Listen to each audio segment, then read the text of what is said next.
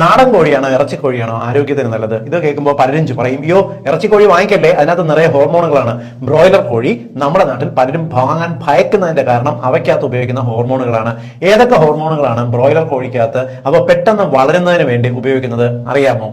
പ്രധാനമായിട്ടും ബ്രോയിലർ കോഴിക്കകത്ത് യാതൊരുവിധ ഹോർമോണുകളും ഉപയോഗിക്കുന്നില്ല എന്നുള്ളതാണ് വാസ്തവം. കാരണം ഹോർമോണുകളുടെ വിലയാണ്.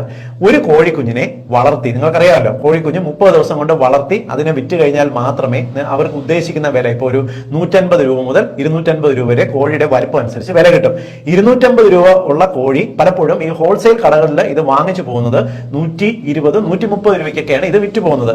130 രൂപയ്ക്ക് ഫാമുകളിൽ നിന്ന് വിൽക്കുന്ന കോഴിക്ക് ഭക്ഷണ ചെലവ് ഉൾപ്പെടെ ഒരു 60 രൂപയ്ക്ക് അകത്ത് നിർത്തിയാൽ മാത്രമേ അവർക്ക് അറ്റ്ലീസ്റ്റ് ആ കോഴി ഫാം നടത്തിക്കൊണ്ട് പോകുന്നതിനെങ്കിലും ഉള്ള ലാഭം കിട്ടത്തുള്ളൂ. എന്നാൽ ഹോർമോണുകൾ വാങ്ങി കോഴിക്ക് നൽകണം എന്നുണ്ടെങ്കിൽ, ഒരു കോഴി വളർത്തി ആവശ്യത്തിന് വലിപ്പമാക്കണം എന്നുണ്ടെങ്കിൽ മിനിമം 2000